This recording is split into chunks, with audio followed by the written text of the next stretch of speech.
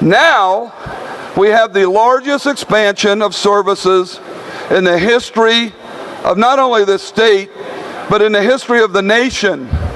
Massive. Numbers that are unparalleled. Yet the same department, meeting after meeting after meeting, committee meeting after committee meeting, use terms like, well, we hope we can get it done. Maybe we will be ready. I would argue on a scale of 1 to 10, this implementation is about a 25. And the same team is being called on to implement it. If that doesn't frighten you, you are a brave soul.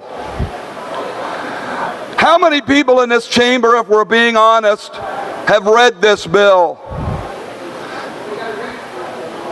I would argue probably about the same percentage that in the U.S. Congress admitted that they hadn't read the bill, which is almost everybody. Biggest expansion in history, the biggest factor in terms of our economy in history, and most members haven't read the bill.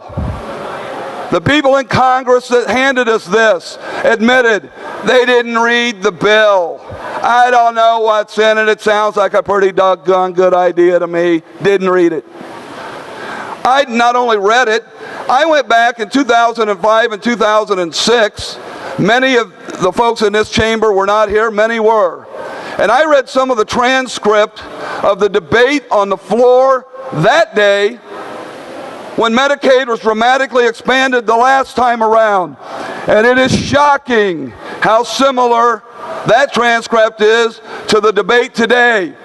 Won't cost us any money. It's going to save us money. And then in my first year, the governor comes right here in this chamber in the well and says, wow, we didn't do the math. Turns out that didn't save us any money.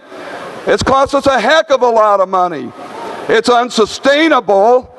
We need you to help us out. So on a vote of 112 to 4, in this chamber, 57 to 0 in the other chamber, we said, Governor, you're right. Unaffordable.